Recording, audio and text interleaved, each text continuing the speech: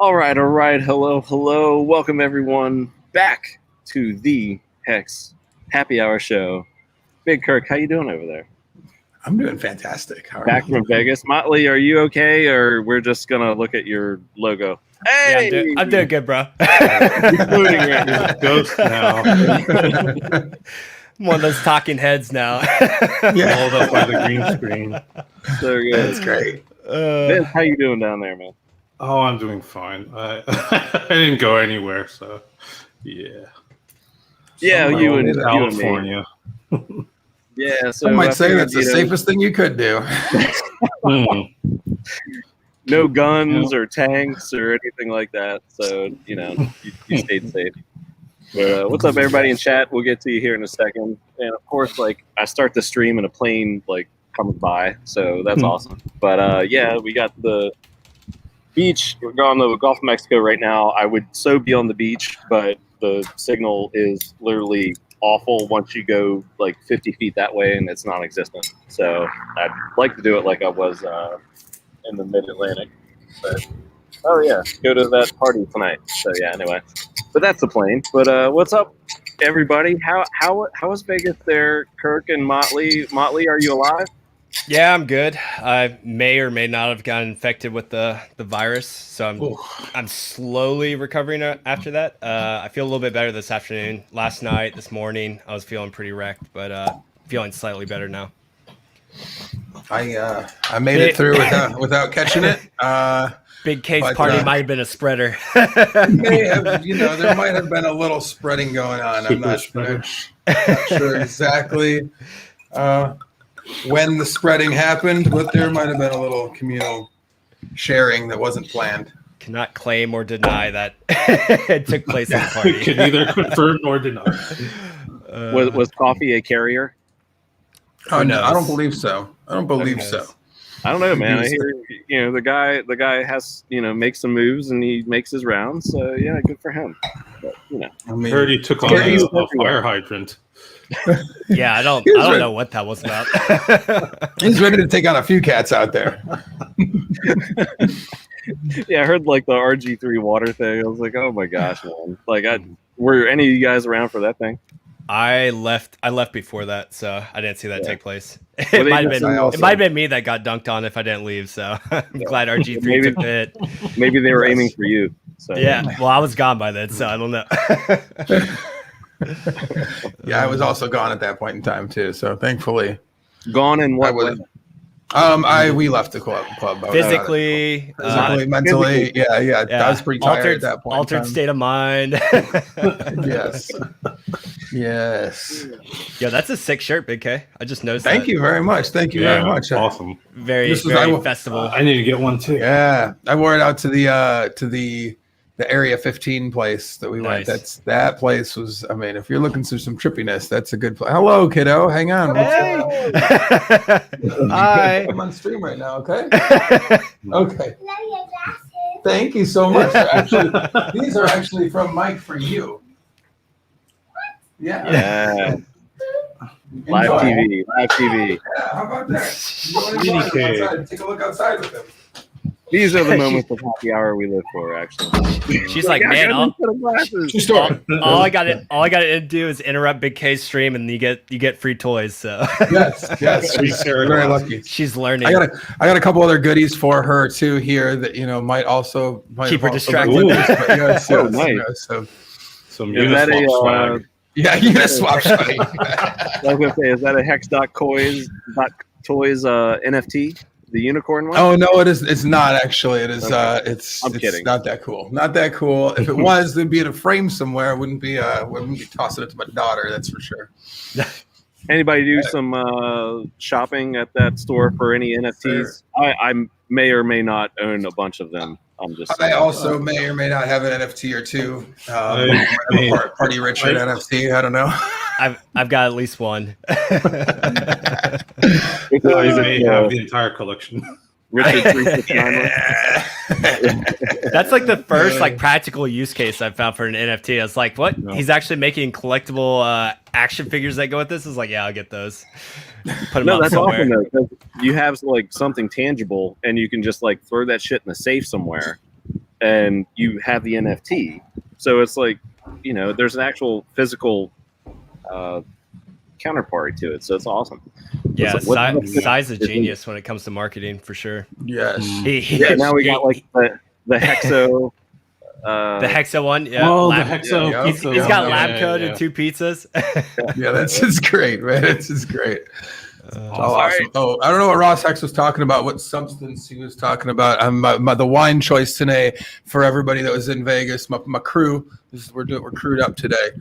Just another nap cab, so for everyone's home. And let us bring on. We put out an open invite. We said, or I said, the first could be the last time we do this. Yo, what's up, David? Hey, man, long time no see. David, what's up, my man? Hey, good to see you. Good to see you. First time in happy hour, bro. So welcome. Man. Thanks for the invite. I appreciate it. I saw that out there on Twitter. I figured I haven't been on in forever, so let me say hi to you guys and come hang out for a bit. Well, hell yeah. Thank you. Why didn't you come out to Vegas, bro?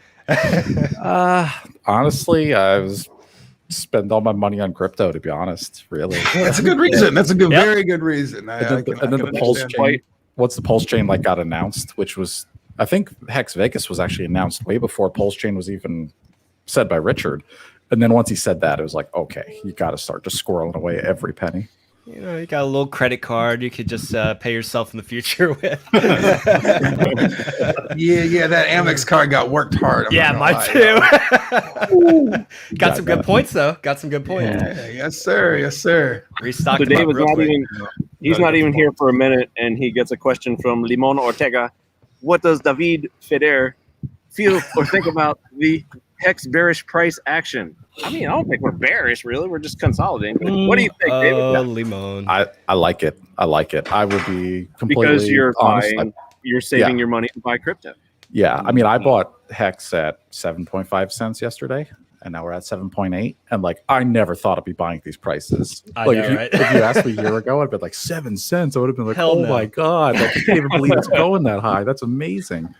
So just to be like, but that being said, I think you're right, Cabana. I think this is consolidation. And then once the PulseChain sacrifice starts, I'm guessing 10 cents, maybe that 12 cents Fibonacci level. I think we're going up. So get it while it's hot. That's what I've been keeping an eye on, is that 12 cent Fibonacci. That's exactly what I've been keeping my eye on. As I really do think 12 cents is the next hop. I don't know where from there. It really depends on the numbers on the Pulse sacrifice and how much of it's Hex and how much of it's not and whatever. But I mean, quick maths. I mean, if there's 7 million plus donated that are committed for donations, and we're going by the standard Christian tithing of 10%. I mean, what do you think? $70 million in the pot or so? I thought about that too. So like at first I was looking like somewhere between anywhere 8 and 12 cents, but like I'm thinking we're going to start rocketing towards that 20 cent mark a lot faster than what we thought. It really depends on how long this consolidation lasts. If we last longer, then we are going to pump higher. It's just how many hands we can weed out. That's why I'm cool with this. Is if you look at the last move up, I forget who posted the chart because we have so many TA chart guys now in Hex, but the run up and then the consolidation, we had like one big day down, and that was yesterday. And now we're holding right there. And next move, I mean, a few days later. So we'll see. We'll line up with the 4th of July Pulse announcement. Taylor posted a good graphic. I think it was from Hex Graphs, or it's in the Telegram group. But like the dips are getting bought up shorter and shorter. Like the Hex dips, the days are just getting shorter and shorter and shorter and shorter. Yep. So they're just getting eaten up. Yeah. And if you look at the volume on the chart, like I think. And this was quick glance on my part, but I think yesterday, actually, we have more volume today than yesterday. But yesterday was a giant candle down, but it was on no volume, and we already have more volume today, and it's bought right back up, and it's like that nice consolidating kind of action, which you want to see in a accumulation phase. Where we going? Yeah, you're right. It is low volume. Like there was only like 100K in that red candle yesterday that brought it down, so it's not a lot. You're right. There's not a lot of action. Yeah. You guys see the Oh, sorry, Vince. I was just saying cheers. We'll get back to you, Vince. What are you drinking? Big Kurk, what you got? The crew, Napa Cab, we're crewing up today. What's up, crew? Little rum and cola here with some lighter refreshment coming. Oh, Motley. Water. He's- Water. Listen, I know. Much better over here with the usual Topo Chico. Yeah, I'm trying to recover. So I water. was say water for Motley this put in week. his time solid for many days in a row. He can sip on a water. I did enough damage in Vegas, that's for sure. BK can attest. Yes, And sir. Dave, what are you drinking? I've got the Down East iced tea out of Boston. He's got You better, because you have Richard watching you over your shoulder. That's all I'm saying. that's right, man. Oh, yeah. Right, that guy. This is Richard Hart's least favorite show because there are drinks encouraged here. So It's happy hour. Yeah, It's okay. not very sci-fi worthy. and you're getting a lot of fashion compliments. Actually, all the guys are. Well, thank Nice you. shirt, Big K. I appreciate it. Thank you, man. Marina's like, I like Vince. So Yeah. all right, all I do right. like Vince's shirt. Very nice. Thanks. What about my shirt? My shirt's pretty good. Your Jeez. shirt is awesome. Not even there. Yeah, Toast no one shirt, likes my yeah. shirt. Hurt my feelings. You're just floating like It's Prince. it's just hard to see. That's all. you got a couple lines here. Yeah, Motley does need some electrolytes, most likely. It's true. So I guess let's throw some Pulse stuff out there. What we say this every week. It feels like it's been months now. Probably has, but just go around the room. Kurk, feeling for sacrifice phase start, because I think from what All Richard has said, like, Vegas is over. He said he just gave it's that down to, like, last 50 warning. days. Yeah. He just said, he's like, yo, this shit is here. We're testnet coming, like public testnet coming. I mean, you've already seen multiple pictures of front ends finished. I mean, if you see front ends finished, things are there. That means that, like, I mean, when it's front ends are close to being done, the buttons are in the places, the links are being linked. Like the meat is getting pretty close to being done. So I mean, that's like. And again, he wouldn't say that stuff even if unless he was ready to go. Unless he's ready to go, he wouldn't be saying that stuff. So like, he's giving you every opportunity. He's giving you every chance. If you haven't, if you're not getting your ducks in a row right now, I don't know. I mean, we've been talking about it for long enough. So I mean, what do I think? I mean, again, we're back from Vegas, so I if it's longer than 2 weeks, I'll be surprised. 1 week. How long do you think until it goes up after the public testnet? How quickly do you think the sacrifice phase launches? 1 week.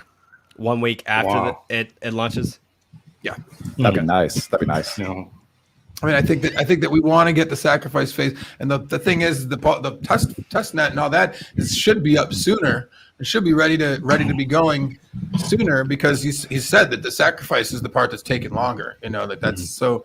I have a feeling that like we're ready for part one is the holdup right now. As soon as all the addresses are sendable, everything else is ready to go. Front end looks beautiful. I mean, let's do this. I mean, I'm like I said, I was ready before Vegas, but like now I'm really ready. Yeah, I Nice. feel like I'm counting minutes. I feel like Yeah, I was initially thinking July 4th, but I think I'm gonna push mine back now. And honestly, I think Richard's so close. Once the public testnet comes out, I think he's just gonna strategically place the sacrifice phase at a timing of his liking, because this month the big news is gonna be EIP 1559 with Ethereum, supposedly, if they get it out. So I don't know what Richard's strategy would be, if he's able to release it before or after, if he has the ability to do either one. I don't know which would be more ideal for him, but I'm sure he's probably already considering that. So just kind of figuring out what's going to be the more newsworthy event, how to time it. So I think he might play around that that timing as of now. I mean, he has there's a couple different ways you could think about that. I mean, do you release it before EIP 1559, and if that's one of your points that you're looking, your momentary points that he's looking at and on a timeline. I mean, if you it depends on what you think is going to happen when that happens. I mean, I personally, I'm not saying that EIP 1559 isn't going to be bullish for Ethereum, because I think it will be overall. But again, you gotta. like it's just like when does the richest guy in the world tells you he already bought, it's bearish. You know, it's the same thing here. Is it like, I mean, when you tell people that we're going to start burning fees, have the fees been burnt yet? No, not yet. Not yet. So why does the price rocket up now? When everybody who knows about EIP 1559 is waiting for the rumor news moment, buy rumor, sell news kind of moment where like, oh, now it releases and tiny fragments of Ethereum are getting burned. Okay, cool. Does that mean that the supply is going to like take a 10% hit tomorrow? Fuck no. Nope. You know? I think So, there's like, going to be a dump on the release of EIP 1559. It's like this guy's been playing crypto for a while, man. He's done this shit, you know. And I mean that's what I feel like too. Is like, I mean, why is there going to be I'm starting to get these 30K. I've seen it already in tweets out there that like 30K is the new 2018 6K. You know, like how long are we going to bounce on this before we don't bounce anymore? You know, and is the bounce up? Because like I don't think it is. So like, and Ethereum going to follow that Bitcoin. So I think they hit the nail on the head, Big Kurk. If Ethereum doesn't bounce off EIP 1559 news, it's gonna be so ugly, painful. It's gonna be very painful. That 10K Bitcoin is looking more and more realistic. If that ends up being the case, it's gonna be very rough. Yes, sir. Yes, sir. I mean, think about it. 6K Bitcoin down to 3K Bitcoin was a 50% move when it didn't do that bounce off. So, like, you're looking for at least $15,000 Bitcoin if that's a similar fractal is going to play out. So then I'll throw this out there. What do you think is more of an influence on the launch of Pulse or the sacrifice phase? The overall crypto price market or Ethereum EIP, upgrade / launch? Because that's a bunch of game theory right there, right? It's yeah. It is. I mean, I say that like the launches of the EIP 1559 is almost a bigger moment in time right now that's easier to capitalize on, because like if dump happen and rocket upwards happen and HEX, how many other guys like Eric can we get to change their eyes to HEX eyes? How many? Oh, that was brilliant. Yeah. I think some more. I think you can make some more bets. I think you can win those bets too. So, I mean, that would be a perfect time for it. That would be because that's what we've been waiting for in the bull market, is to watch us go up while other people feel pain. And like when you do that, that's capitulation happens on one side of a pair, when you're just looking at Bitcoin, when it hits a certain price, but it happens a lot faster when you're watching a tandem thing happen where like one is going straight down while the other is going straight up. Like, I mean, people are gonna make that move, I feel like stronger and quicker when they see that they feel that kind of dynamic happening. I'd agree with that sentiment. And I think you're hit the nail on the head. Once EIP 1559 comes out, it'll pump a little bit before then. We're talking about ETH price, and then once it's launched, I expect a dip because it's going to be boring. They bought some ETH and then they're like, oh yeah, this is going to be so cool, and then they're like, oh, this patch really doesn't do that much, and then they lose interest and they sell the dip or they sell the news, and there you go. And then they'll probably go. It's a good time for. I think it's a good time to do the PulseChain launch. Like, just to give a guess, like you guys are talking about, I think it's going to be a month. I think we got to do the testnet for a couple weeks.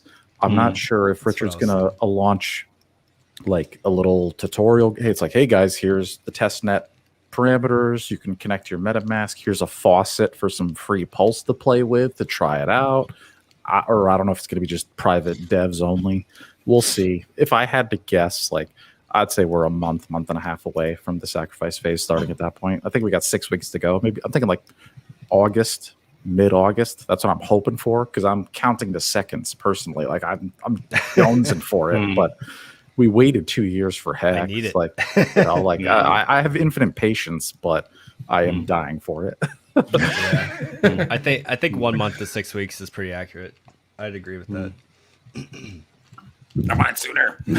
I know you do. That's why when you told me only like 1 week after the public testnet, I was like, That would be awesome. I hope. It would be great.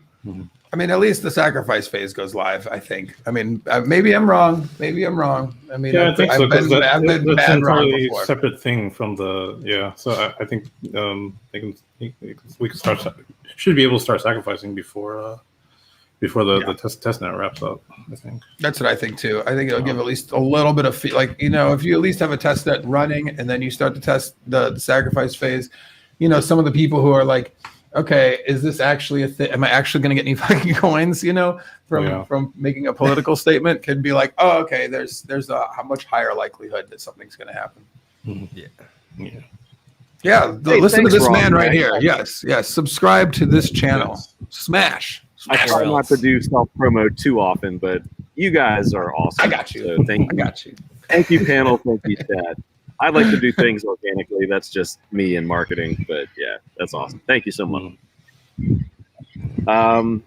So what about, I think this goes back to a tweet I think I saw last night. I think it was from Wally Soros. So it was the scarcity on both fronts, right? So the sacrificing, whatever you sacrifice on the ETH chain, I don't think, and he made a great point in his tweet, and I don't have it pulled up, but whatever you sacrifice here, that scarcity is going to go over to the Pulse side. So it's not just the, you know, the fundamentals in price, it's the scarcity as well. And I don't think a lot of people are thinking about that. I mean, we all know, and I think, you know, a lot of Hexicans are just trying to drum up every ounce of dry powder that they possibly can, because, you know, once this thing is out and, you know, everybody fully understands that the relationship between PulseHex and ETHEX, and, you know, Richard has said, which we know, he would like all hex to be expensive or, you know, fairly priced. We are still ahead of the game here, and I just want more people to see this and understand this. So yeah, I think that if you're, I mean, like, yeah, no financial advice, all the rest, but like, if you want hex, then buy the hex now, man. Like, buy it now. Don't go waiting around to think that you're gonna like get a bunch of cheaper pulse hex on the pulse side, because like, if that relationship that you're explaining is the truth, then like, there ain't gonna be any pulse hex to buy on the other side once we get over there, man. Like, everyone's is buying it right now. You see how small the liquidity pools are. They're drying up because people are not they're not selling it. That's why you got such a hefty move down on a low volume day, is because like there's not as much liquidity there as you would think that there should be. You know, it's because people are buying. I mean, they're buying the hex side as much as they can. And like, that'll continue, and I think it's going to continue once sacrifice happens and everything, you know. But as everyone gives up that hex on the one side, it's gone on the other side too, and then you're going to get into the liquidity pool on the pulse side, and you'll be like, oh shit, it's already dry as shit, you know. Like, it's just as dry as it was on the ETH side. And one thing I want to say about PulseChain real quick, that I don't hear a lot. There's 0% inflation in Pulse. So if you don't sacrifice, you have to buy your Pulse from somebody else. There's only going to be one minting event. There's no new Pulse being created, like, ever. The only way to get it is to buy it up front. So first block, and that's it. Yeah. So I mean, get your powder ready. Get ready for that sacrifice. Every dollar you got, you know, think about what you're buying right now and get ready. I think that there will be. I don't think there are people that'll try and incentivize or the liquidity providing and stuff like that. Maybe with rewards in Pulse, maybe in something else. So I don't think that I think there'll be some other options for gain, you know, besides just buying it.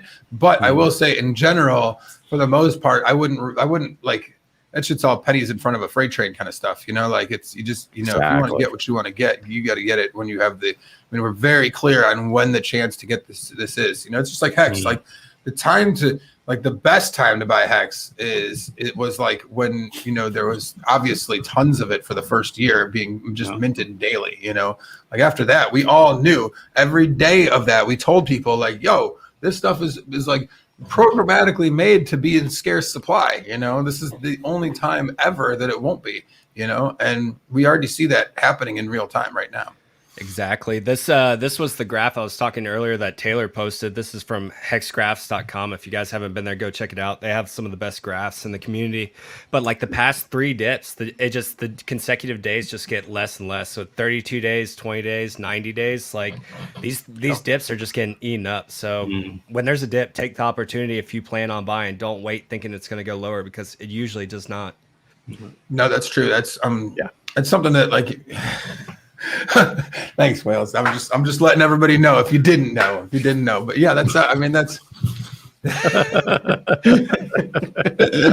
But you're right, man. The dips are getting smaller. People are. I mean, you see it. You expect when I see a big dump. Where will it settle? 5 cents, 9 cents higher. I mean, we're already in between there. So I'm imagining like 12 to 20 cents, is where we'll find some sort of settling somewhere in all this. That's what I think personally. Yeah, I think maybe higher. That 12 cent, it's going to hit that 12 cent. Maybe 10 will be the new resistance, and then who knows? Then it's gone. Then we're never going below 10 again. Yeah.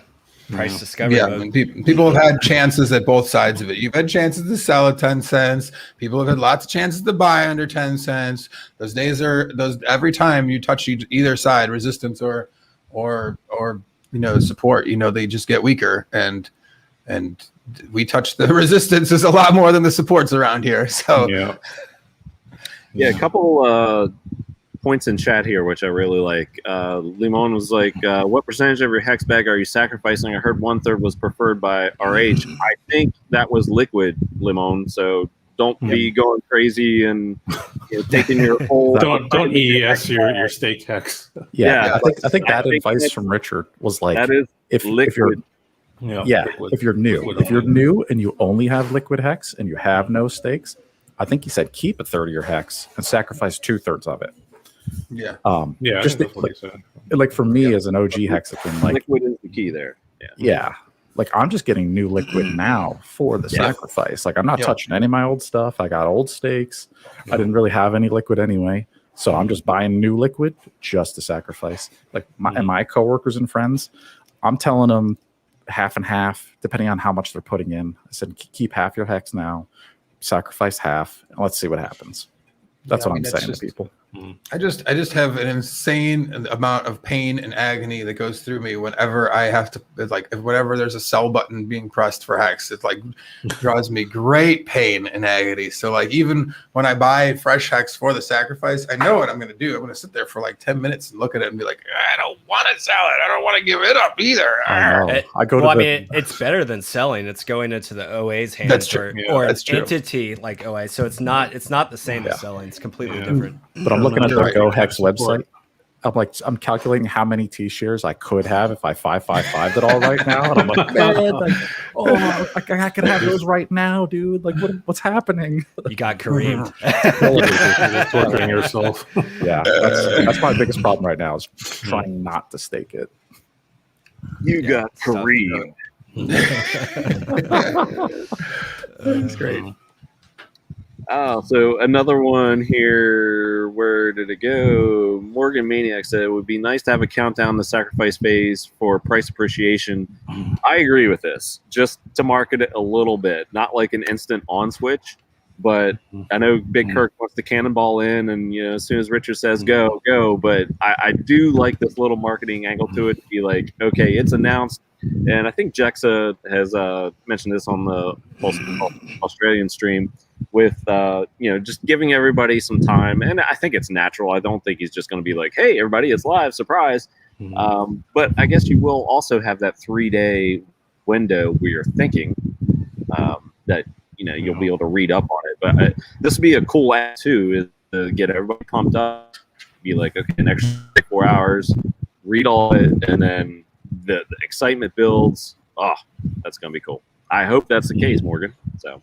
I think it's a great idea. Yeah, I think a 24-hour count. I could live with that. I could live with a 24-hour countdown timer. I don't want to big payday style. Yeah, that's fair. Anything longer and it gets dangerous because some traders can counter trade. That's true.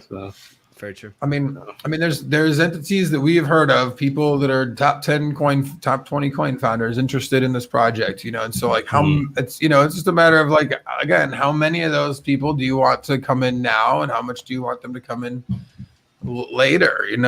I think later would be better for the smaller cats out there. Agreed. But I mean, it still is cool. I mean, like it gives everyone. There's a lot of people that are going to have an opportunity to be in a project at the onset, and I like that. I mean, that's what people go spend a lot of time perusing the deepest, darkest parts of coin ranking sites to find these gems, and usually they don't. So here it is. True. Take advantage. Yeah, once in a lifetime opportunity. Number 2 again. Yeah, I was about to say again, and then maybe PHEX as well, depending on the price that starts at. That's a whole nother game. I know. I'm going to be cautious on that one. I'm definitely going to be keeping my eyes open, but I am not looking to spend any pulse, not anytime soon. Going to be honest. Ooh, that's the thing that you have to think about. I think both hexes do better than Pulse, honestly.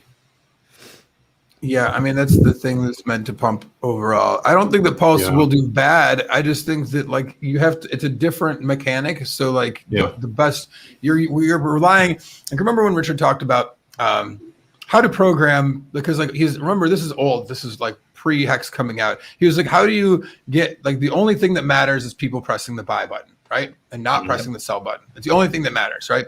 So how do you get people to press the buy button? That's hard. You can't program in people pressing the buy button, but you can program in people not pressing the sell button. And that is what HEX is in a lot of ways, is that's a way for us to program in an incentive structure for people to not press the sell button.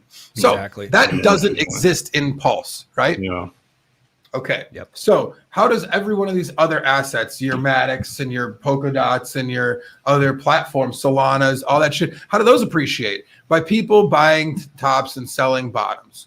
The same way HEX does, just takes longer. It just fucking takes longer. And the dynamic of it, because of the insane amount more liquidity that there can be from everyone, even people that aren't going to sell, they still have the ability to sell because those coins are liquid, makes it more difficult for you to make these big gains in short amount of times. Are they possible? Yes, but you really have to wait until the sellers are gone before you can make these big moves up in these other projects. That's why a lot of people, how many people out there owned ADA before it went over $1? How many people out there owned, any of these coins before it went over $1? A bunch of people did. Matic is another one. There's like those coins took a long time to get where they are now, and that's because they really had to shake out all the weak hands. So in the same token, I do feel like Pulse will appreciate a lot, but you may be holding it if you want those same 100 plus X gains. I mean, get ready to hang on for a minute. Maybe, I mean, I've been in HEX from the beginning of me paying attention to this till now, like 2.5+ years, since like the day from before we were in the chat learning about it, and it was actually being designed till now. And so if you're not ready to hold for 2+ years in one of these projects, then you might be missing the whole point of all of this. The money is made from the strong hands taking it from the weak hands over and over and over. Can you go back to Ross's question? Thank you. So Ross, so a couple reasons, right? I think Pulse does very well. I think it does very well short term. The main thing I'm going to be sacrificing for Pulse is because just like you have Genesis Whale, you have God Whale or whatever has a gigantic bag of ETH and he can protect the price floors for HEX and pump the price of HEX. I want to have that same ability in the Pulse ecosystem. One, it's a new project that Richard's starting. We already saw how successful it was for HEX. So I doubt Richard's going to put any less effort into making Pulse as successful. So right away, I think you're going to have a winning recipe right there. Two, I get to be a Pulse whale, and I get to protect my most valuable asset on the Pulse chain, which is going to be PHEX. And then three, I think Pulse is going to do very well short term. I've been looking at it compared essentially to Ethereum's ICO. I think we will top out, and then we'll have a nice trough for a while where people will take profits and there'll be another opportunity to buy. So I think there's strategic moves you could do at different points of time, and you can maximize your gains, maximize your stacks of PHEX, Pulse, EHEX. There's sacrificing for Pulse just gives you more options, more maneuverability, and is essentially going to make you more wealthy, I think, in the long run. So those are the reasons why I'm sacrificing still for Pulse. Yeah, I mean, the thing about that is important to remember is that, like, how did the Genesis Godwhale and Hex get their Ethereum? $120,000 investment many years ago, and they're billionaires beyond all of our dreams. You know, they sacrificed for the ETH. Yeah, back in the day, it was $120,000 investment was worth 400 and some 80 some odd thousand Ethereum. I mean, insane numbers of ETH that they collected and then sat on it. And like the game, they understood the game. I mean, the first run in Ethereum of like, because I think we've talked about this before, but like once you invest in a project like that, you know, here's the thing is when you have that big of a pile of Ethereum and Ethereum goes up a lot in price, are you going to dump it? Are you going to dump your 10 billion worth of coins for 2 billion? Because like that's what's going to happen if you try and dump all those coins. You're going to get way less than you're on paper what the value of them is for.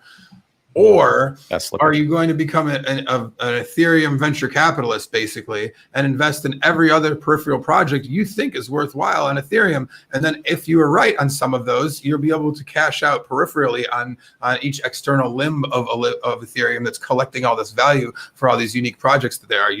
You've turned yourself from a $120,000 like investor into a venture capitalist in the ecosystem. I mean, that's totally different. Your motives become very different. Then now instead of worrying about your gains to buy pleb shit like houses and cars and shit, you're worried about owning big percentages of networks for control because that's more important to you. And then you're setting price floors and doing things that are like long-term beneficial. Ecosystem. Yep, exactly. 100%. That's right. 100%, man. Do you guys expect the price of Pulse to dip after the sacrifice phase? Once it hits some kind of market, do you think you'll be able to potentially buy in at the same price as a sacrifice? I believe it's possible. It could definitely happen. I just think that the thing that you have to remember is you might be able to buy in at that same price, you know, but like volume is super important and liquidity is super important. So like out the gate, we're inflating this bitch 10,000x, you know, there's gonna be plenty of meat for you to get your hands on some. So if you're gonna make a big buy, the time to make the big buy is at the sacrifice, because like, what are you gonna do once the price might take a big dip when people sell lots of Pulse for other stuff. There's a million other coins on PulseChain. There's a million other shiny objects, you know, Pulse Hex being one of them. The people are probably, that's the only thing you can do once you get these coins out in the very beginning is basically provide liquidity or sell them, you know, and that's about it. And even if you're providing liquidity, unless you have the stack on the other side, you're going to sell some. So and that's why I was saying Hex, PHEX and EHEX are just the better design appreciating assets. As much as I'm going to love Pulse and PulseChain, like it's designed to appreciate like that. It's designed for you not to want to sell it. Like PulseChain, it's not going to have those dynamics like Hex does. It'll have other stuff. I'm sure there'll be liquidity farming. I'm sure you'll be able to delegate your stakes. You'll be able to do a lot of stuff. You'll be able to play in the new program. But Hex. Yep. Hex ultimately just wins overall. So allocate smartly a certain proportion of your stack. Just don't go too crazy with it would be my advice, especially for the newer guys. Those sneak peeks of that interface that Richard shows for the delegating your Pulse to a Pulse validator. I'm gonna be playing that game all day. Like, who's giving the best rate? Did you see that? Did you see the misdemeanors, felonies? Misdemeanors and felonies. Yeah. Yeah, I like that. I mean, but that's awesome. Stuff that people have. That's the things that people have to be wary of when they're talking about delegating stakes. Is it like, I mean, it's a game that is like more dangerous than staking your hex, because like when you stake your hex, who else has the ability to emergency unstake your coins? Fucking nobody. Nobody can do that but you, right? Who has the ability to fuck up your delegated stake?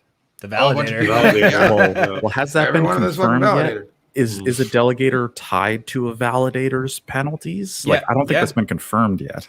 I'm pretty sure that's how that works. I mean, if I was a validator, I'd sure as shit want to kick that bucket down the line if I can. That's for damn sure. So I mean, I mean, I don't know. Like I said, it's just something to, and maybe they won't. Maybe early on they'll incentivize. Maybe some validators will even pay more than what they're making because they want to incentivize. There's lots of possibilities like that, but you just have to be. I would be just like you'd want to do your own research in the coins you're getting into. You better know those people. You might want to ask what their facility looks like. You might want pictures. You might want a tour, depending on how big of a player you are. See how many misdemeanors or felonies they have. Or like, hey, guys. I mean, that's how it usually works in business. When somebody's like, I got a big ass facility and I'm going to pump you out a bunch of whatever. You're like, oh, I'm going to spend $1 million. Let me take a quick flight there and make sure it actually fucking exists and that these people actually are competent enough to accomplish my goals. You know, I mean, that would make sense to me. You know, I mean, so like I again, it's. For me personally, I'm not sure it's a game. I play a lot of silly stuff. I'm not gonna lie, but but with what percentage? You know, how big of my stack am I going to be learning painful lessons with? That's a good point. That's a really good point because I'm interested in delegating my pulse to a validator. And like you said, that facilities, it's like, hey man, are you running your stuff in Amazon Web Services? AWS, like, yeah. I mean, are you paying like $5,000 a month on like a couple servers and a fast pipe and a dedicated IP address? All right, cool. Yeah. It's like I'll bet my pulse that's not going to go down and crash. So that's kind of stuff I'm looking for. Some dude who's got some servers in their garage and be like, I'm good on that shit, dog. Yeah, dude, like no way, man, no way. As an IT guy, it's like hell no. I know how. Yeah, you know how many levels of redundant internet and power do you have at that facility? That's what I need to know. You know? I don't know. How many generators? How many DC batteries do you have? Yeah, exactly. And then like every bit of that is expense, and like at the moment, it's really unfounded expense. You know, it's all you're gonna build out shit like that or have that shit built and allocated. Just go through AWS. They're by far ahead of everyone else when it comes to data centers, honestly. If I planned on being a pulse validator, I don't think I'll qualify because I don't think I'll have enough pulse, but that's exactly what I would do, man. I would spin up an AWS account and I'd be running multiple Linux boxes with regional failover, and that shit's never going down if I built it. Definitely. Right. Yeah. Yep. Agreed.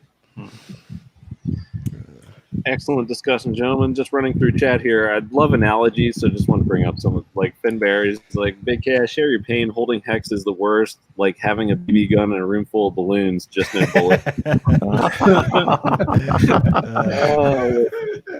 a good one. That's great. Yeah, I'm like way behind in chat because all this was really good. Yes, Children of the Grave. I hate it when my work gets in the way of my happy hour. All that. My work is my happy hour. Dave. Hey, Benny. Cheers, Benny. Good to see you, bro. It's been a while. It's been a minute. I've been dude, I'm like almost retired. Yo, wait a second. What's up, Yash? I think he's talking to me. What are you doing in chat, bro? The dancing game. You should be on this side. I love that meme on Instagram. Oh yeah, dude, that shit's fire. Marketable. Steak HEX every day. Yeah, it's just great. I'm just going through chat while you guys are like going on here. So another point that I wanted to bring up is, where's it at? So last night, I think it was like maybe in the middle of the night. Of course, like seagulls like are coming by. Yeah. So I think Johnny Sachs posted it. It was the Whalebot retweet of like, it was like 600 million HEX good accounted, and these are the wallets that they keep watching. And yeah, exactly. And it's like, okay, well, what's the plan for that HEX? Is that going to be sacrificed HEX, or is that yet another function of a tie into the OA wallet to where that just gets set aside out of the supply, less dilution? I want to think it's actually like the previous good accounting we saw months and months ago, to where that supply is just off the market kind of thing. I don't really care if it's sacrificed, but I mean, you know, do you have a preference as to if it gets sacrificed or if it just like left aside? Kurk, start with you. I mean, on the one hand, strong hands sacrificing for HEX, pretty cool. I'm down with them having more because they probably will sell less. I like that. On the other hand, I want a bigger bag. So like, whoa, maybe not all that, on the other hand, I mean, it could just sit in good accounting for a while, man. Wait till we hit, 50 cents and then hit it so that we can watch ourselves move up to that market cap further. I like that too. I like that game. I loved that. I mean, it was a fun game before. I think it's just cool to watch again. So I mean, there's some things we could do with it. I'm kind of cool with all those options. Like I'm not afraid of it. Like I don't think that they're gonna be the ones to start dumping tons of coins anytime soon. Yeah, so I mean, I think you'd have to be crazy to think that the OA is not going to sacrifice and be the majority holder in Pulse. There's no way. Like, Agreed. and you got to think, right? If the OA is sacrificing, it's going to another entity, maybe controlled by the OA. Yeah, I think they're going to be sacrificing a lot of HEX. Just a guess. Like I said, now the question that I wonder, that I keep putting out there though, is for narrative reasoning. Do you have that's the only issue? The OA doesn't put in sacrificing coins. The benevolent whales that probably are also connected to the OA are way more likely, I think. I mean, they've got 37% of the supply. That's plenty to do all the sacrificing they need. And it's not directly tied to the origin address, which gives it not directly, but suspected. But yeah, I think Yeah. it would. I think it would come from those accounts if it does, right? Mhm. But even then, I think you're still gonna get the FUD narrative regardless from everyone outside the community. 100%, it's inevitable. Oh, yeah. Okay, but we know it's a bonus. It's a good thing. Like We're just used to it at this point. OA is the strongest weapon of all. Like, I know. It's literally a vault. People are morons. I mean, you can yell at the top of your lungs, and people still are just like, no, I'm dumb. It's bad. Okay, well, chart says, you're dumb. And it's good. So you're right about the first part, but the second part is just stupid.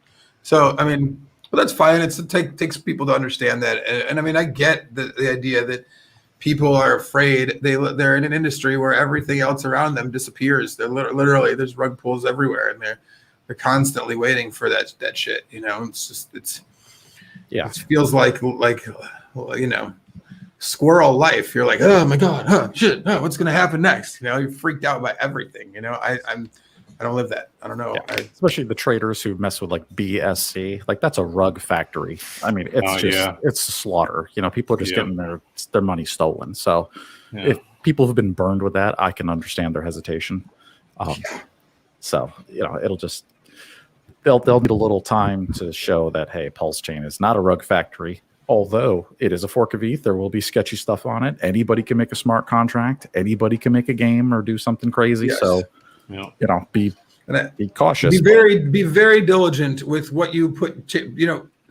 Here's something that I harken back to the 2017 Ethereum, 2018 ICO, like the 2017 ICO phase. Ethereum was new out there, and again, what could you do with your Ethereum when you had it? Like there was none of this smart contract shit existed. It just didn't. There was, and like if you wanted to use some of this stuff, it was hard. I remember trying and thinking it sucked, and was like, I'm selling, and did so at a stupidly low price. Ouch for me. But like the thing about that was that like, what did a lot of people sell their ETH for? Well, the first wave of shit that came out on Ethereum that were like projects built on top of it was all ICO garbage, right? How much of that went to zero? 97, 8, 9% of it? Most of it, right? 99. And where did you get did you get your fucking Ethereum back? No, you didn't. I didn't get mine back either, So like in that case, like you realize that like maybe the first wave of bullshit that comes out on HEX or on Pulse might be something to watch out for. You might not want to dump your Pulse for this shit. Don't have shiny object syndrome. That's going to be the hardest part about this that I was talking about. That like HEX, it's easy. You lock your shit up and you physically can't. You have to learn the lessons because like otherwise you get hurt with the stick real hard. And Pulse, you're only gonna be able to hurt yourself. Dollar cost made that comment. It's like Hexicans don't dabble in the shit coinery world. Like a lot of them are just gonna get absolutely wrecked, giving up their valuable assets, whether it be Pulse or HEX or PHEX, EHEX, whatever it is, like they're gonna give it up for shit, and they're just gonna it's gone after that. It's gonna I think in the future of PulseChain, like I hope we bring on new talented younger developers to the chain. I hope it does become a newer better version of Ethereum down the road. But like you said, initially there's gonna be a lot of garbage. There's gonna be a lot of stuff that doesn't carry over because it is just a PRC20 of the ERC20, and a lot of the functionality will not be there. So I think long-term plan is really just going to be PulseChain succeeding and becoming that new playground that Ethereum was a cycle ago. Yep. So there's a couple things that might be useful on there early on, but I mean bridges and stables, but like besides that, like I can't be into any of this other shit out there. I just don't think it's safe. You know, be very wary of people that are like, oh, we're gonna build this for the Hexicans and airdrop this and get your free 100%. That and all that shit, man. No, we've done that before. We've all hexied it. We've hexied out once before, man. We don't need any of that bullshit. And thank goodness, I think in some ways we've dealt with that, at least in some regards, because it has given, some people I think are smart enough to not do that. Now, it's not going to be everybody. I know there will be people that will make serious mistakes, and like you can't stop that, just don't all in anything in this stuff, man. It's not. Especially if you're feeling rich because you've got a fat bag of pulse now. Let's say you sacrificed hard. Now you're like, oh my God, I'm rich. I've got like doesn't mean it's a shopping spree. What's 10,000 pulse here, 10,000 pulse there. I'm gonna buy before this, it's buy gone. a little of that, and then it's gone. Yep. And then you got nothing. Yeah. And there's a big difference between Hex and Pulse too. That like there's a replacement rate with Hex. If you stake decently and put out a staking ladder out there, then you have a replacement rate. You can actually spend interest and not touch your principal and still maintain. Well, that ain't going to exist with Pulse. If you start eating into your stack, you're eating straight into your stack. Unless you're delegating and catching or liquidity farming. There might be some passive. There'll probably be some not much though. Hex will pay you better. Much. Again, Hex is just designed for that. So it's the better product. Yep.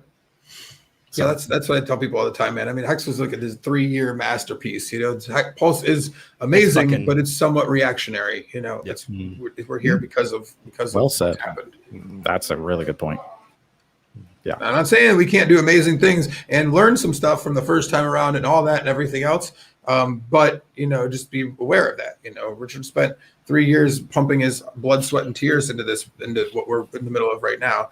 And I mean, he's said maybe 9 months on this other, maybe a year by the end of it all, but it's not nearly as long. So I'm not saying he can't do, can't do amazing things. I have full faith that he can, but there's something about the time value of money that's just incredible. And you say that shit to people and you watch their lights, like the connections being made in real time, Whereas with Pulse, I have to explain why we're here in the first place. The narrative takes longer to put out there, to lay out the road for them.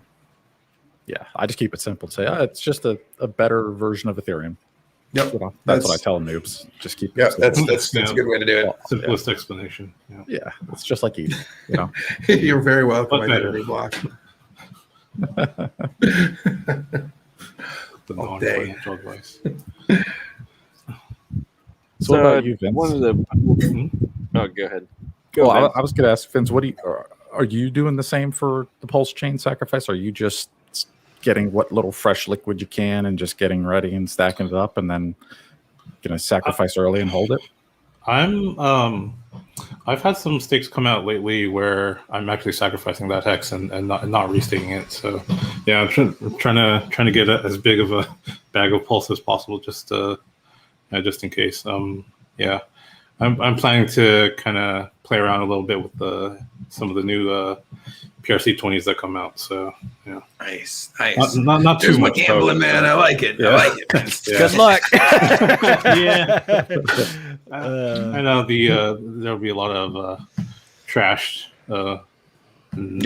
Stuff. So yeah, it's best to be careful still. There's going to be some winners, though. I mean, full disclosure, I also do know that there will be some projects that will do very well. But again, the idea that I know which ones those are perfectly. I have an idea. I got a couple ideas, but I got ideas about everything. They're not all right. That's for sure. No. So, yeah. careful, everybody, careful. Yeah, proceed with caution. That's right, Wales, man. That's the thing is that I feel like is that everything does lead back to Hex. I mean, even Pulse at the end of the day is going to be like, I mean, it's going to be a fantastic way to on-ramp people to Hex. You know, I think that the more you sit there and the more you look and you understand, you know that there's a reason. Remember how much FUD the community was giving Richard in the beginning about like they were so disappointed there was no special advantages for Hexicans or holding Hex. Like everyone was up to here just like that's bullshit. Like we've done 2 years and like they just didn't realize like Pulse and everything else, this whole launch, everything, it just brings more eyeballs, more investors. Everything leads back to Hex. And like it was funny because a lot of Hexicans didn't see that initially, and then add on top of that all the insider information, everything they have about what's going to proceed over the next couple of months. Like you have the ability to make hundreds of thousands, millions of dollars. And people took that for granted early on. They're just like, bullshit, I should get more free shit for holding Hex. And like, don't worry, your bags are going to pump, and then you're going to have insider knowledge that usually would probably be illegal on the outside. And you can trade, you can do that, you can take advantage of that. And now finally Hexicans are starting to realize like, oh shit, I have a big opportunity here to make a lot of money that not a lot of people do. This is very, very true. So, question from Finbear, it might be like an OPSEC thing too. Are you going to make a separate account for the sacrifice to keep it separate from your stakes in case of future airdrops? I mean, I might. I mean, depends. You know, it's so crazy because like airdrops can be given out for lots of different reasons, right? You could give it an airdrop because you've got Pulse. You can get an airdrop because you've got Hex. You've got an airdrop because you actually have both still. You know, you got like people could give you airdrops for any fucking silly reason that they want. You know, so like guessing on that shit is just as even harder than guessing on the MetaMask airdrop possibilities. You know, like I don't know. I don't know. I mean, like, and will I make a separate account for those? I mean, I like making I like making different accounts for different reasons. And like, you know, just like it helps me to, if I've got a plan or a motive for something or a business use case or something, I wall that shit off on a separate account on a separate seed phrase because I think that it's that important. You know, I don't feel like one of my accounts doing one, like our fantasy football league that we do. Like I don't have that shit and the same shit as like all my other goofy stuff, you know, like that's just not, I just keep things in different places for, you know, organizational uses. So, I mean, I will have separate accounts. I believe, I mean, that's an even better question, Ross. Yes, Ross. I have a lot of accounts. Everyone knows. How many accounts? Please, MetaMask. I mean, that's one of those things that I talk about with people. It's one of those like points that I bring up when I'm onboarding somebody is I'm like, bro, there's like less than 36,000 Hex staked addresses right now. And like, I got like 5 addresses. I don't know how about you all have, but like a few, you know? So like how many actual people are there actually with staked Hex in the world? 15,000? 20,000? Not that many. Not that many. That sounds about right. Yeah, that sounds about right. And we're number 3 crypto. How nuts is that? I know. How nuts is that? Yeah. That's imagine that shit at 250,000 staked addresses. That shows you how quickly we become number 1 crypto, right? Like as soon as the word gets out and like all the gatekeeping and all those barriers fall down, like holy shit, look how much we've done with so little. Like, oh my God, we blow the brakes off Bitcoin when Hex gets out. We blow the brakes off of it. It's true, man. It's true. It's coming real quick. If you could give people like just the, you know, just get your Coinbase account and buy it right there, man. People would, yeah. I mean, it's all that shit's coming, and like when it does, it's gonna feel dizzying. I mean, it'll feel very dizzying for an old timey Hexican like myself. Going to become some of the wealthiest people on the planet. Oh my God. I mean, what was the number if Hex does this 56 cents? If it hits that, then like the origin address would be something like $1 trillion entity. It would be like the richest entity in the world or something like that. I have to go back and look at it, but yeah, it's something like that. At $1, it's for sure. I mean, like at $1, it's I think at $1 we're beyond. Yeah, we're number 1 market cap. Yeah, always. all that dynamic world, it depends a lot on where this market goes, bear market goes too, because Bitcoin erodes another 50% or 66% off of its value, and we up that, then we don't even have to go even anywhere near that number to crush Bitcoin's market cap.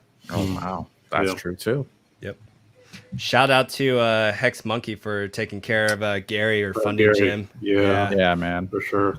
He was very sick in Vegas, and Hex Monkey was rooming with him and helped nurse him back to health. So that was good. Props to him. Yep. Yeah, I hope funding Jim pulls through. Yeah, yeah, I hope so too. we need him. Feel free to hit us up with your. No, just kidding. I hope that everybody that may have been involved in a potential super spreader like event is doing well, recovering. Yep. Every one of y'all out there. Yep. Were we doing a testing survey? No, we weren't. But not to be mentioned. Yeah. The beer bug. Speaking of that, so it was announced like shortly thereafter, RG and Maddie are discussing next year's or March, the next event. Yeah, Big K, get on it. What's up? What you got? I mean, I don't know. I just, I think a little early. Yeah, there you go. Let's just leave it at that. It's just we're in the planning phases, you know. We were talking about renting out an entire cruise ship. That'd be pretty dope, and like a lot of the logistics stuff would be handled, so that'd be nice. Yes. I mean, that way we could all enjoy ourselves a little bit more instead of running around trying to set shit up.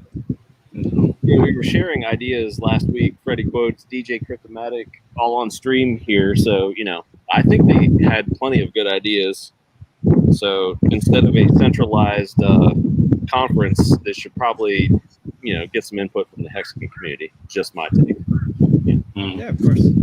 Yeah, I mean, I'm all about input from other people. I mean, I think that's a great idea. I also do think that these types of things are best left to the experts. Big K, Johnny Chaos, people that have run like big events, big festivals, stuff like that. I mean, it does help. It does help. I mean, like it takes putting things like that together is an undertaking and should not be ever done lightly.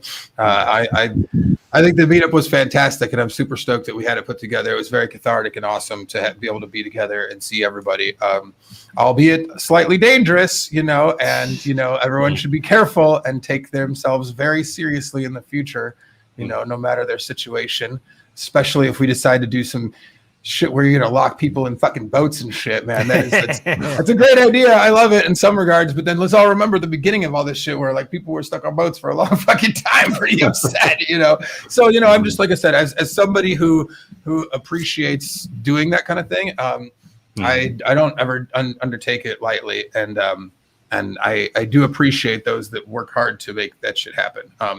So. And I'll take things even less lightly going forward after the bumps in the road that we dealt with this time around. I mean, but upwards and onwards, there's going to be lots more events. If you didn't make it to the Hex meetup, that's just fine. Y'all need to stack some bags anyways, and then you'll know when it's right to come out to the next event, and it'll be a fun one. I mean, dollar plus Hex, why not? Yeah, Benny Bills, Hex, Maddie, thank you for everything. Thank you so much. You don't hear this enough. I agree, man. I mean, to take that undertaking and just run with it and put together days of events, and that was so cool to just watch, because I already had my vacation planned in advance. Now I got like crows above me. Do you hear them all?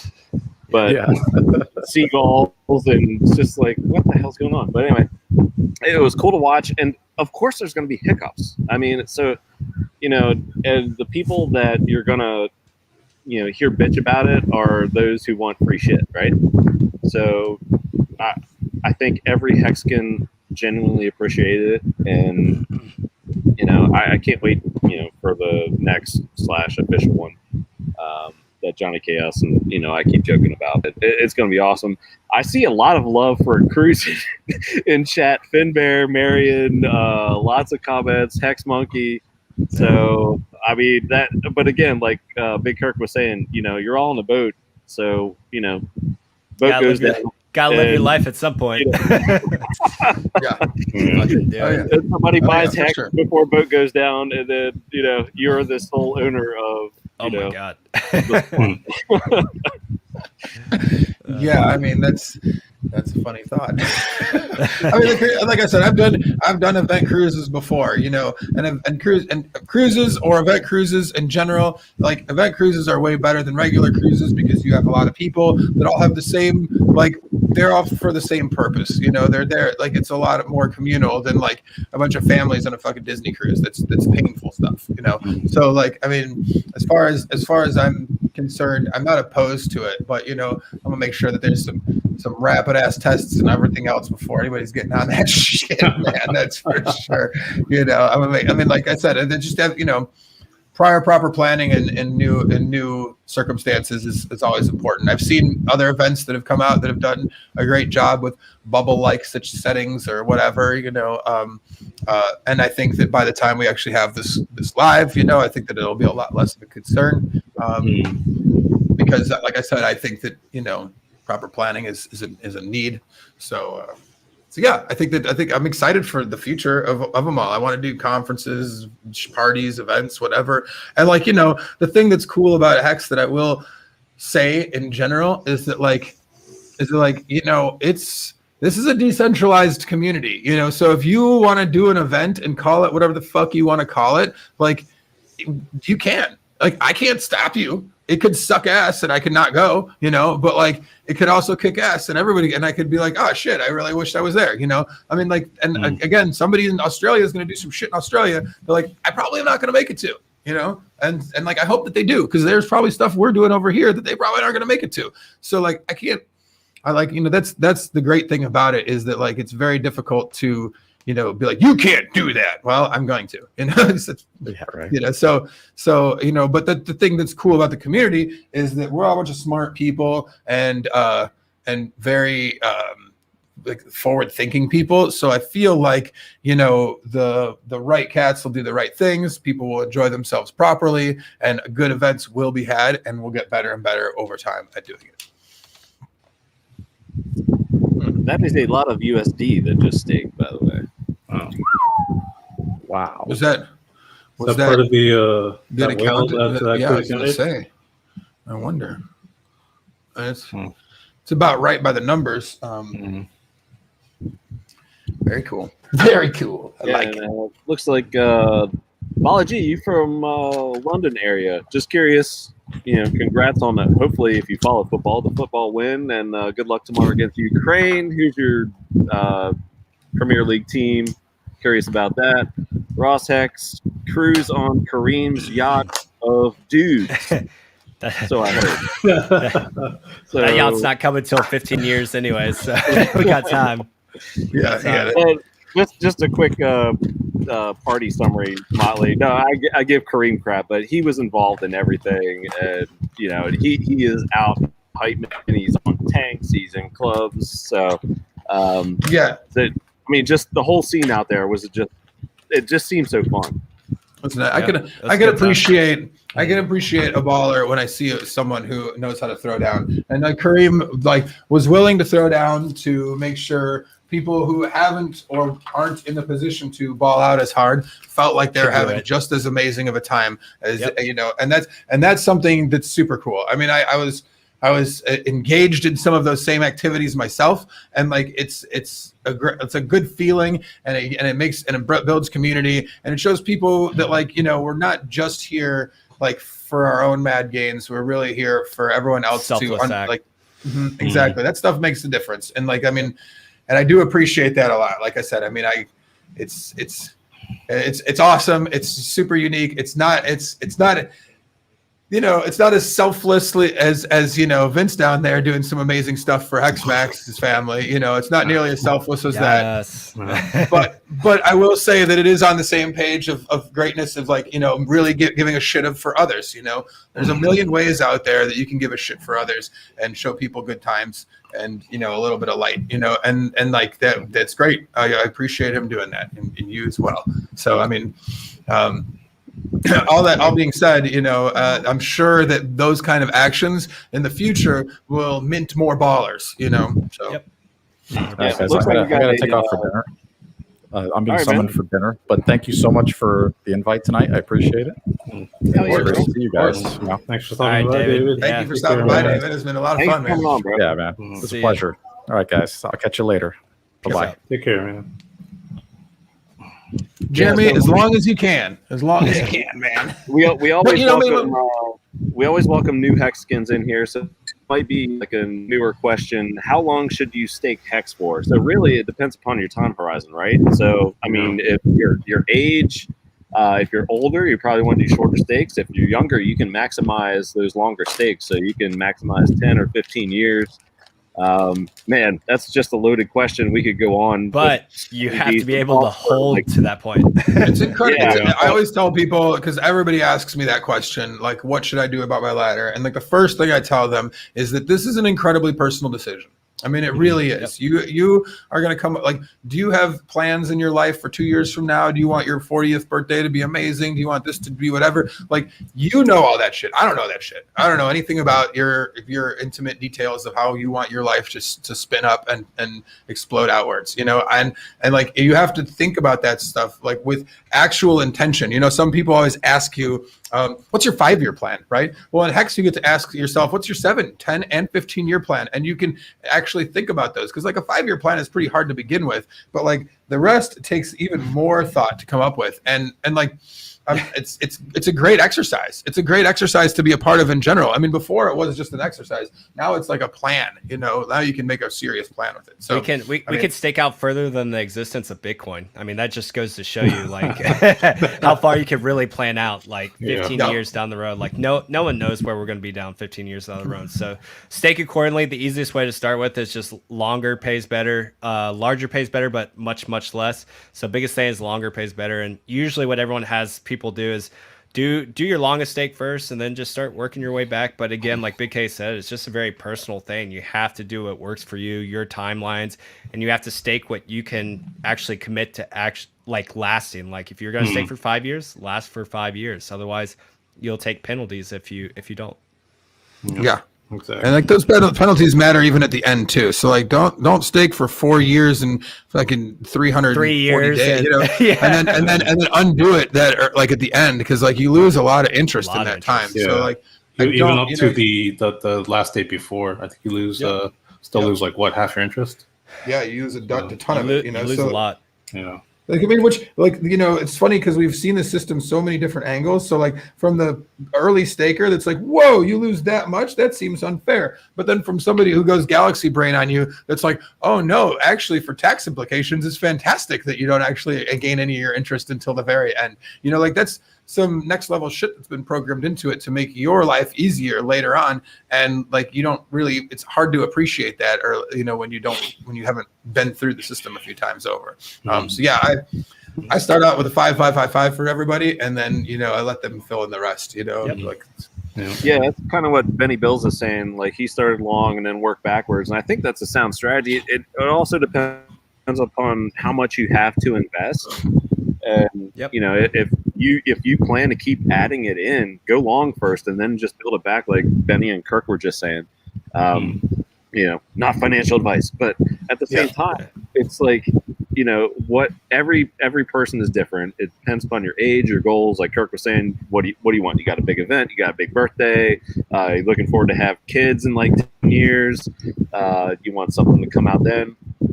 Just like simple rules of thumb, if price doesn't move, I tell people like in 5 years you double your money, and 10 years you triple it, right?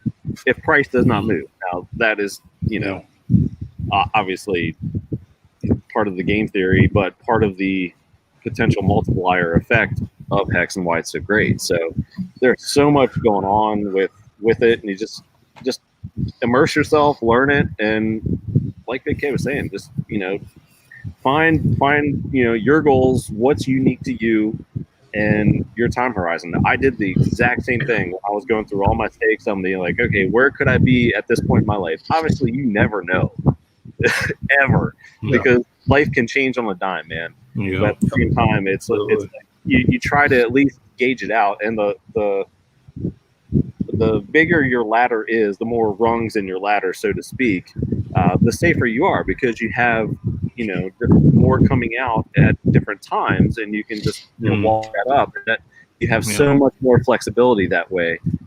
But yeah, man, if you go out like Benny Bills and Big Kurk were saying, just longer and work your way back, you're at least maximizing that reward now, and then you have that extra time to build those extra rungs.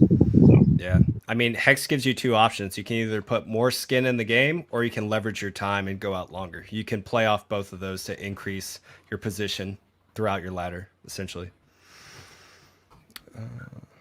Cool.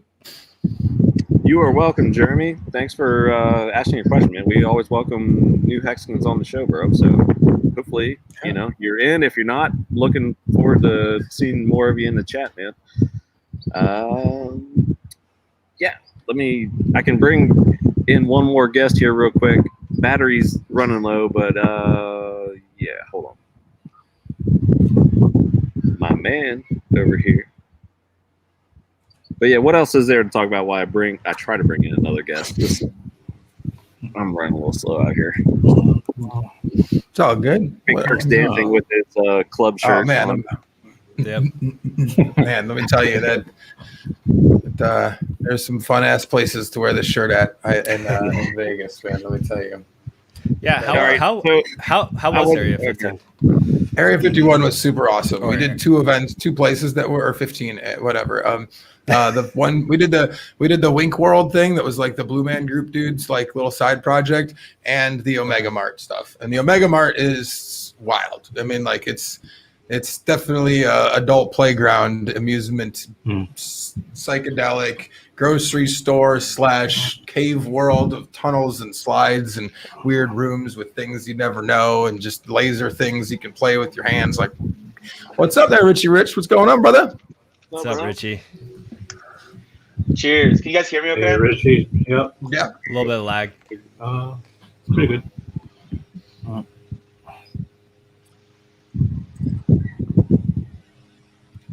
Yeah, Area 15 is a must. Yeah, for sure, Wales. It was wild. So the Omega Mart's cool as hell, but then the what is it called? The Wink World is also strange. I mean, super simple, like different rooms full of like slinkies and weird like windmills and all sorts of stuff. Blue Man Group kind of stuff, but painted all different colors with mirrors and lasers and weird music going on with it too. I mean, an experience. Definitely an experience worth your time. I don't know. I know lots of production dudes that build that kind of stuff at music festivals and do lighting rigs and all that kind of shit. It's, impressive, and just to see it done in an artsy way like that, it was fun to play around with. I'll have to do it on the next one for sure. Yes. How you doing, Richo? Vegas was awesome. You should have come. Yeah, I know. I wanted to be there. Trust me. I was there in spirit.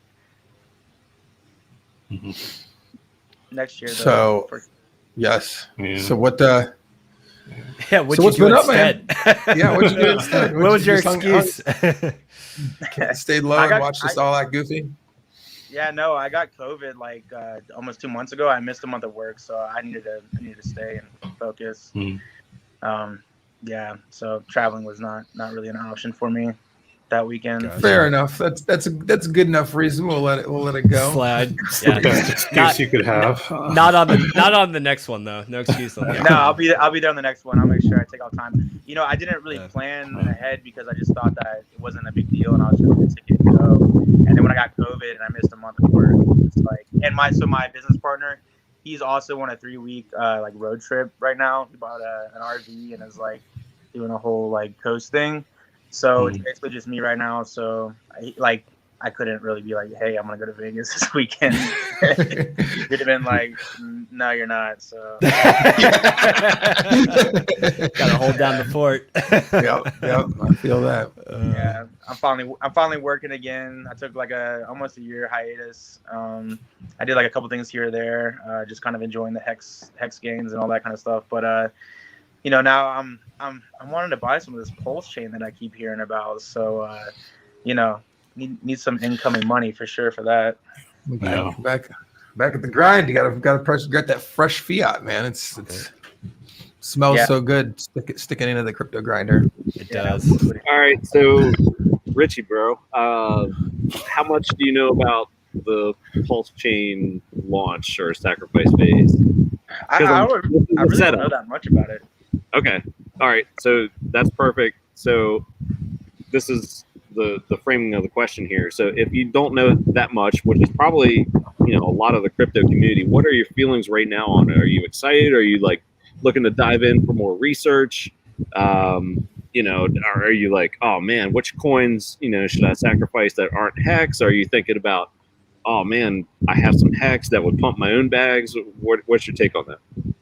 So always want more research. So I'm always looking for more information. The more information I have, the better decision I can make. My gut feeling right now is it's gonna be great. So at the beginning, I was a little like shaky and unsure about, what this is gonna look like for my original HEX bags, right? So I just kind of was like concerned about change, right? Because the whole point of HEX was immutable. Even though I knew that it was possible to switch chains, I just hadn't like really considered that, I guess, at the beginning of my investment. And when it got announced, it made me a little nervous. I know some of you guys know me better than others. So sometimes I'm a nervous Nelly when it comes to money and finance. I just kind of get like, squirmy about change. When I'm not sure what's going on, I get a little worried. So, but from what I've heard and, now that we're getting further into it and a little bit about it that I do know, I'm definitely more confident in it. Right now, so my strategy, which is totally loose, I guess, is that what you guys want to hear? Kind of like my plan right now? Sure. So I don't plan on sacrificing much of my original bag. I really like my original bag, and my stakes they're set. So I got a bunch of stakes. I don't plan on in-staking anything for this. Excuse me. So my plan is to accumulate more. Now, and I've talked to Vince a little bit about this, about whether I'm accumulating Ethereum or HEX or how I want to do that. That I'm still not like 100% sold on. So I have Ethereum, so I don't like selling my HEX unless I absolutely have to. And so kind of what I'm thinking is just however I can buy it, I think I'm just going to buy Pulse.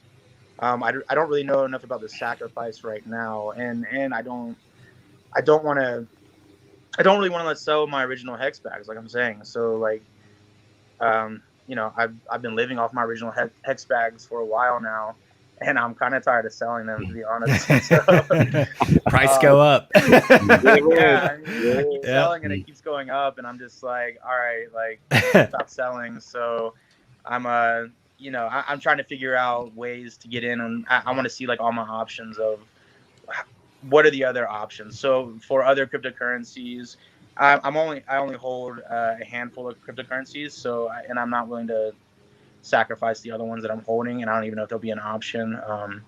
So I'm excited to see what's happening. I'm just trying to get some capital right now put up, and if buying HEX and then sacrificing liquid HEX is the best way to go, which is kind of what Vince was explaining to me earlier. He was basically saying that, if I buy HEX right now, it'll help with the price performance.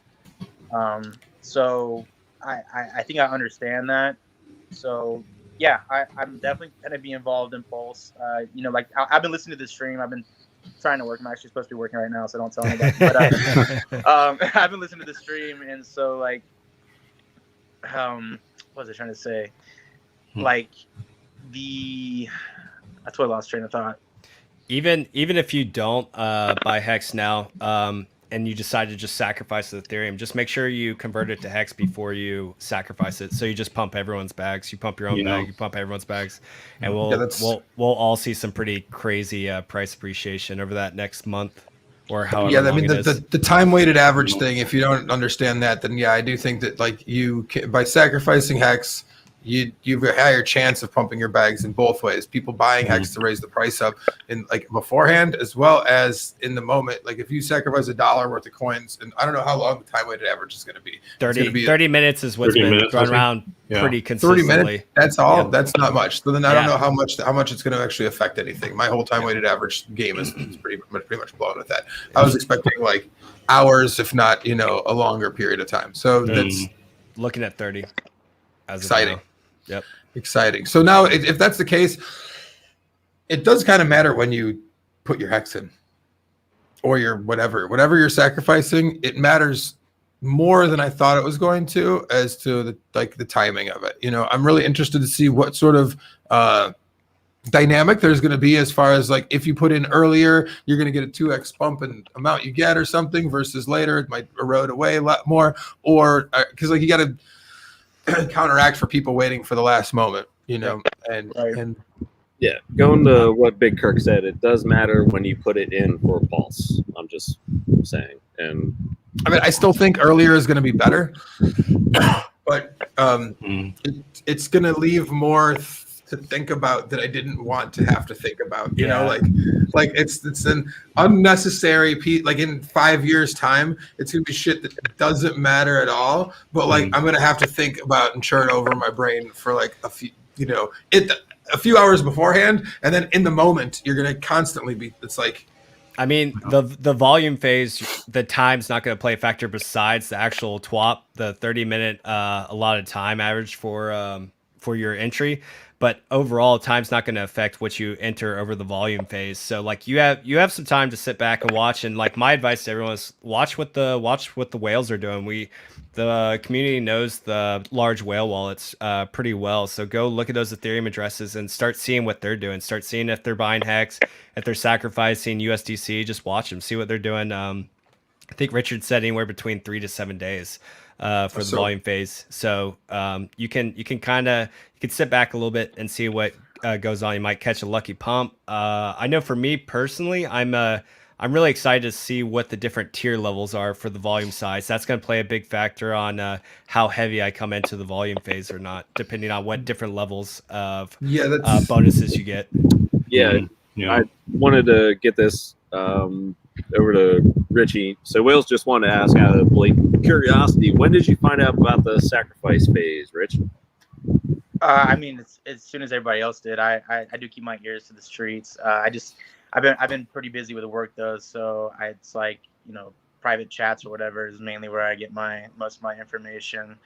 But yeah, I mean, I've been listening to it. I always like more information, and so I guess what I've been kind of thinking of doing is what I did with HEX originally, which is DCAN. And I think I'm going to do it in a couple different ways. So I think I'll DCA in over the sacrifice phase with sacrificing, whether it sounds like everybody kind of agrees that sacrificing the HEX will be the best way to go. So that's probably what I'll do. So I'll probably DCA through whatever that is, 7 or 14-day period. But I will also keep a amount of money to DCA in after the launch and after the sacrifice phase as well. So that's kind of what I did with HEX. So for the first year, I DCA'd. I bought every month, sometimes multiple times a month.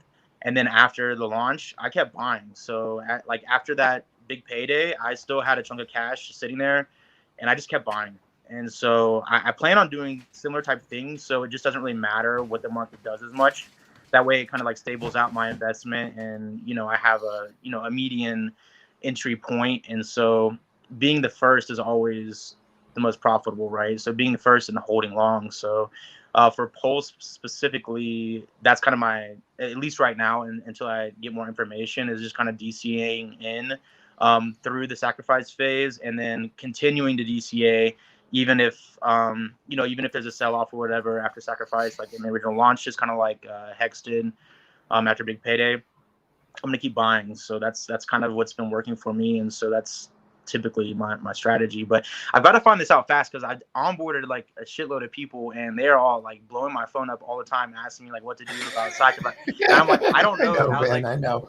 Oh, I know, man. I know, but but yeah, the questions, and that's the thing that is one reason why I will be appreciative if there is some space in between, because like I got to do some work, like there's no getting around that there's a lot of people. I mean, Motley, you saw my entourage out there. Like I need to explain this shit to all of those idiots and to make sure that they know exactly what they're doing as well. Well, as many others. Oh, you're muted.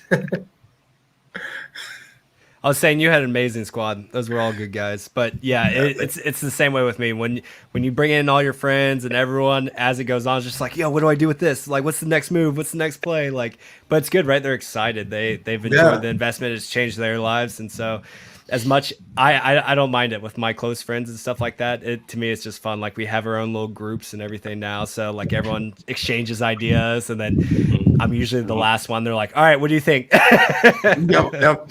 Which is good, man. I mean, like that does. I mean, think about the intelligent conversations that people are having amongst each other instead of the degenerate talk that we, like I'm not saying I don't love that stuff too, but like I just feel like it's raised the bar amongst a lot of people's, social groups about what they're talking about and what they're finding value in. And that is like really best case scenario in all this.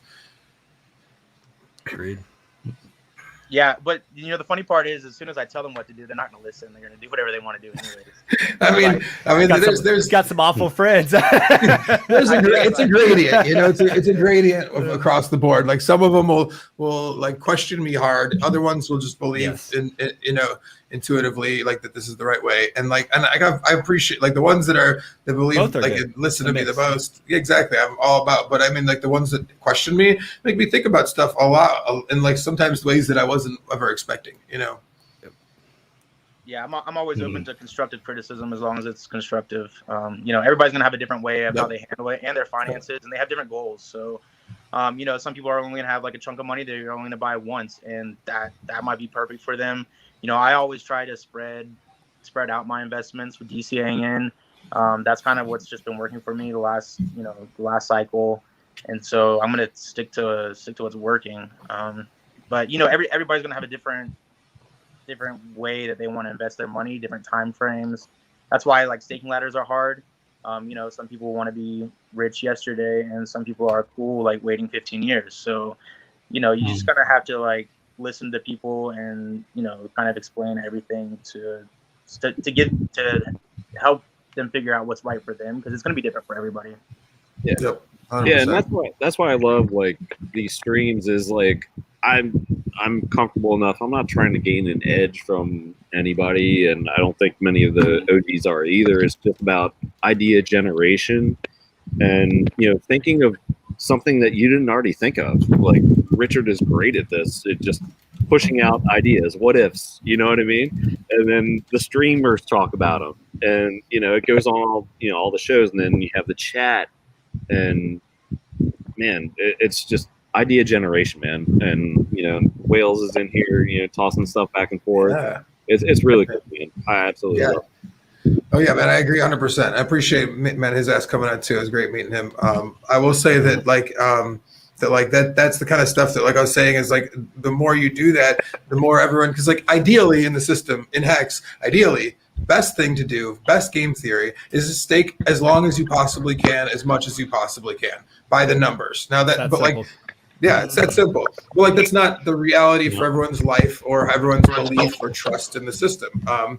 And so like what ends up happening is the more people gain this knowledge and have these conversations, the more that they like these. That's one of the many reasons why the staking length keeps getting longer, is because people are doing the more right thing more often than they were before. And like, it shows right in the numbers, so like, the more we have these conversations, the more not only do you gain confidence in what you're holding on to, but you also gain confidence in making those scary maneuvers, and it's like I said, it's a financial literacy that we've all been learning, and it's like an IQ test we can all get smarter at. That's great. Awesome, boys. Well, go ahead. Go for it. I was gonna wrap it up because I'm running out of battery, but go for it, Rich. I got a few percent left for you. Go for it, bro. I was gonna say the tide rises all ships. So the cool thing about this community is that we all can be we can all rise together, right?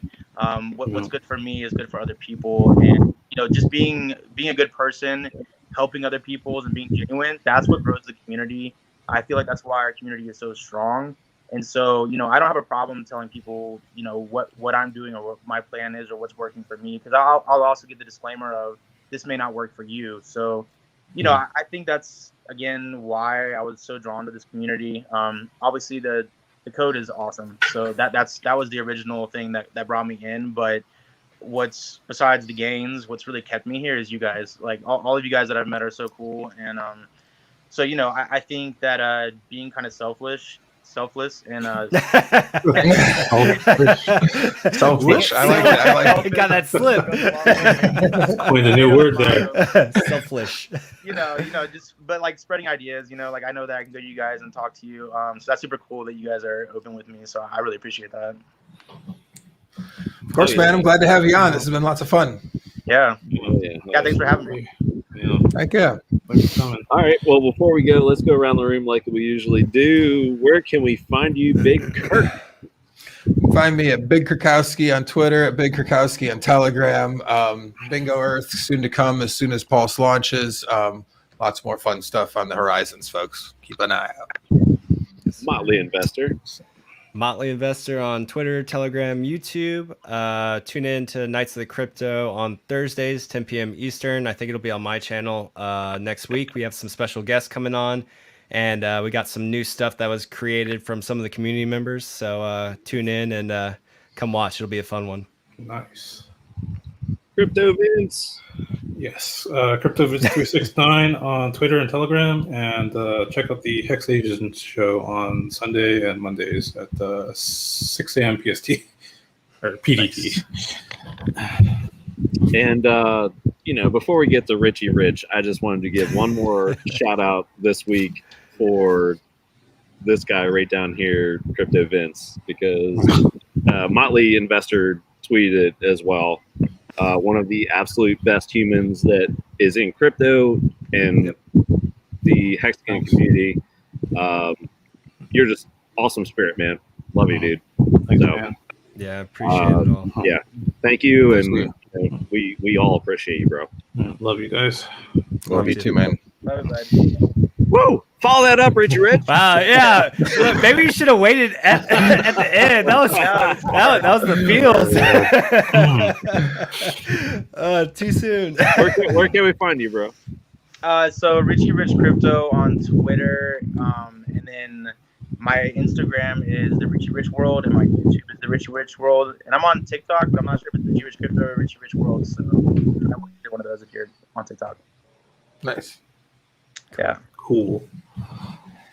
Kick ass, boys. This has been lots of fun. Looking forward to it again. Awesome, guys. Cabana Well, making us I don't emotional even over know. I don't know to take Roth seriously or not, but I'd like to think that. But until then, I might. Depending, we got like a hurricane coming to the Gulf this in the coming days, so that will affect my travel plans. I might be in the studio next week, and we might have a well-produced, better-produced show with topic list that will not read. But I'm gonna get you a little muffler or a little windsock for your phone. I need to get that for the laptop, but yeah. Cool, guys. Thank you so much for checking us out. Chat, love you guys, and of course, Big Kurk, Motley, Vince, Richie Rich. Thank you for coming on. Thank you to David for coming on. This is just a cool experience being down here. Love stream from the beach as much as I can, but hurricane, you might have to leave as well. So, all right, Good call. Thank you, Crypto. Come on out to Colorado, bro. I got you. Dude, we need to do that. Anytime, man. I want to do that bad. You, Kurk, Freddie Quotes. I have a list of Let's do a little happy hour meetup. That would be fun. Specific vibe groups. They all need to be at the conference. The Kurk and Richie, Freddie. There's one more. Who am I missing? Oh, I'm missing one more. But anyway, thank you, Marion. Cheers, Archie. Love you guys. All right. we're signing off. Let him go before his battery dies, guys. Otherwise, the stream is staying up. Cheers. Cheers. Bye, guys.